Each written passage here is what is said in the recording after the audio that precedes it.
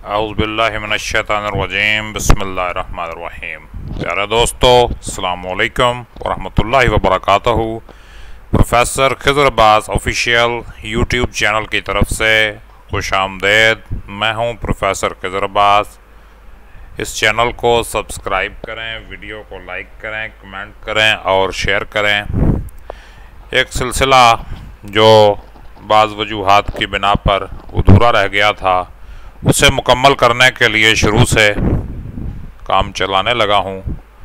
ये सिलसिला था 10 शनासी सबके लिए, जिसमें यह बताया जाता था कि हाथ की लकीरों का क्या मतलब है और उसको किस तरह पढ़ा जाता है।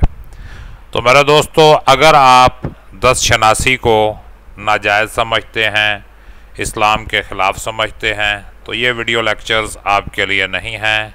आप आराम से कोई और चैनल देखिए, कोई और वीडियो देखिए, इस तरफ ना आए। लेकिन अगर आप हाथ की लकीरों को देखकर माजी, हाल, मुस्तकबिल और बहुत कुछ जानना चाहते हैं, तो यकीनन इस तरफ आप आएँ। और इस सिलसिले में पहला सबक मैं आपकी खिदमत में पेश करने लगा हूँ और इसका उन्वान है हाथ की लकीरें। तो इस सबक की तरफ बढ़ते हैं।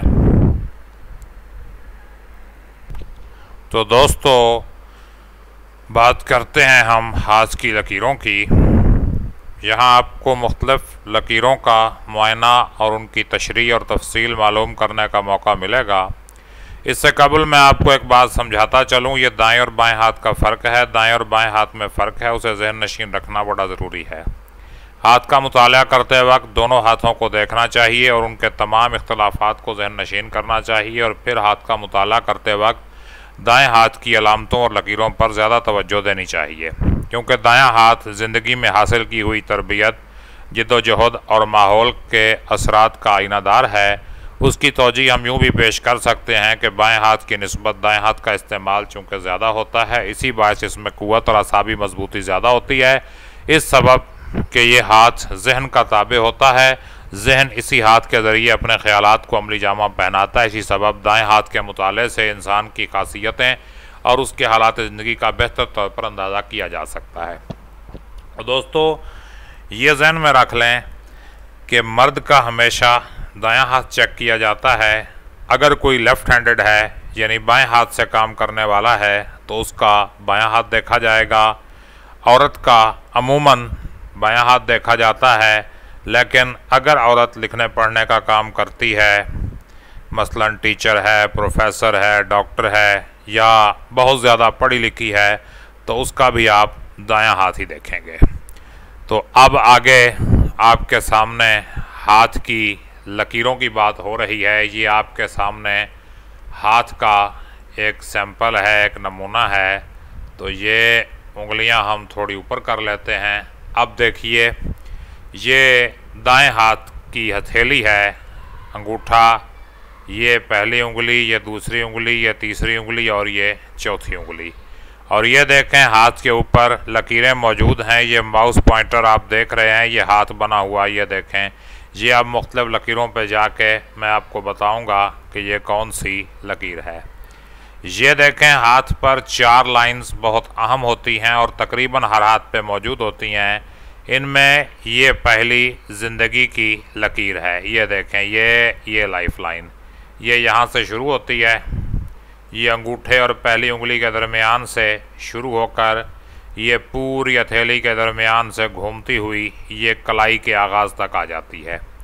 तो ये ज़िंदगी की लकीर है, जिसको हम ख़ते ज़िंदगी या लाइफ लाइन कहते हैं।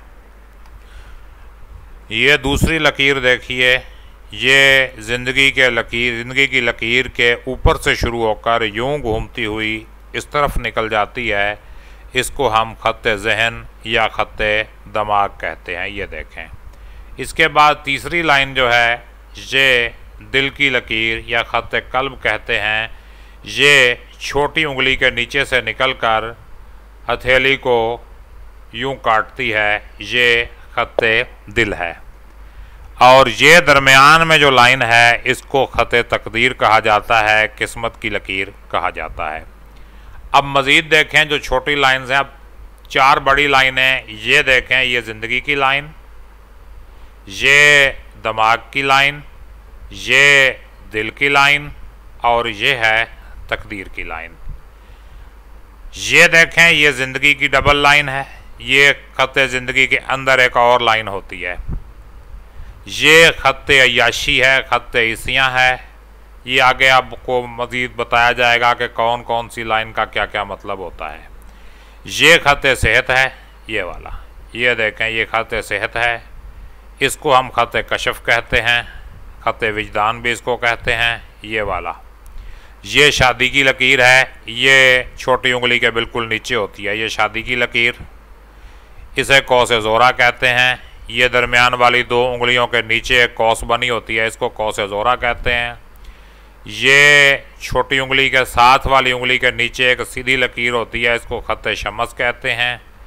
और पहली उंगली के नीचे एक लकीर होती है इस तरह की कौस बनी हुई, इसको कौस सुलेमान कहते हैं। तो ये हाथ की लकीरें हैं जो मेन लकीरें हैं।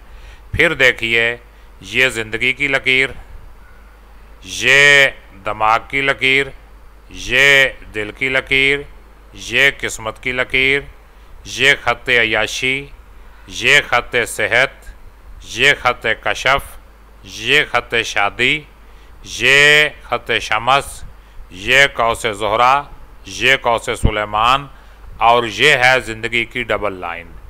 और ये हैं कलाई की चूड़ियाँ, ये कलाई पर जो रिंग्स बने होते हैं ये भी इस्तेमाल होते हैं। अब आगे चलते हैं। हथेली पर बड़ी लकीर की अपनी मखसूस जगह है। नॉर्मल हालत में लकीर हाथ के ख़ास हिस्से से शुरू होकर आगे बढ़ती है और एक मुतय्यन जगह पर जाके ख़त्म हो जाती है।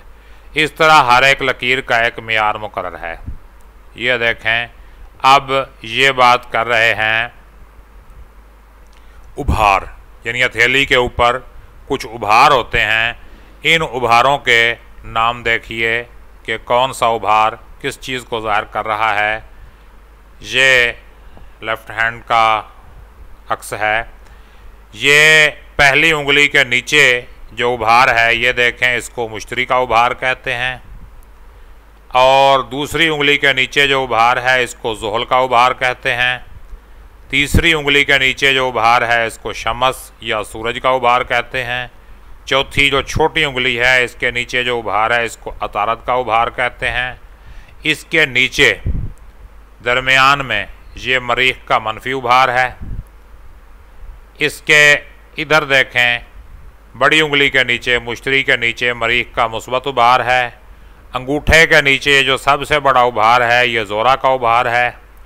और ये इस तरफ छोटी उंगली के नीचे जो एंड पे आता है कलाई तक, ये कमर का उभार या चांद का उभार इसको कहते हैं।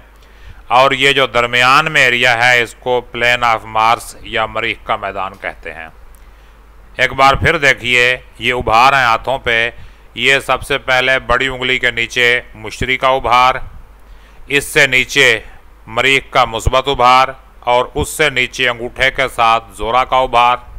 छोटी उंगली के नीचे ज़ोहल का उभार या दरमियानी उंगली के नीचे ज़ोहल का उभार, दूसरी उंगली के नीचे, तीसरी उंगली के नीचे शमस का उभार। और इन दोनों के नीचे जो है ये तिकोन जो है इसको कहते हैं मरीख का मैदान। सबसे छोटी उंगली जो है शुंगली, इसके नीचे अतारद का उभार और अतारद से नीचे जो है ये मरीख का मनफी उभार है और उससे नीचे जो है ये चांद का उभार मौजूद है। उम्दा और मियारी लकीर के चंद खवास होते हैं। अगर मामूल के ख़िलाफ़ इसका अंजाम या आगाज़ हो तो उस लकीर के खवास उसकी अहमियत में फ़र्क आ जाएगा। फ़न दस्तशनासी में हर लकीर का आगाज़, उसके दरमियानी रास्ते और उसके ख़त्म होने की सही जगह का इल्म होना बहुत ज़रूरी है। ये बात भी अच्छी तरह ज़हन नशीन कर लेनी चाहिए कि बड़ी लकीरों में तब्दीली होती रहती है। शायद ही कोई लकीर ऐसी हो जिसमें कोई तगय्युर ना होता हो, ताहम इनमें कुछ लकीरें अपनी खसूसियत और किरदार में दूसरी लकीरों से ज़्यादा मुस्तकिल होती हैं। तो कल हम अगले लेक्चर में ख़त क़ल्ब यानी जो दिल की लकीर है उसके बारे में पढ़ेंगे और जानेंगे कि ये क्या है और कहाँ से शुरू होती है। तब तक मुझे इजाज़त दीजिए। अल्लाह हाफ़िज़। तो दोस्तों, ये लेक्चर सुनने के लिए आपका शुक्रिया। उम्मीद है आपको ये लेक्चर मुफीद लगा होगा। लाइक, शेयर और कमेंट करके हौसला बढ़ाएं ताकि मैं आपके लिए नए से नए सिलसिले चला सकूं। अपना ख्याल रखिएगा। अल्लाह निगहबान।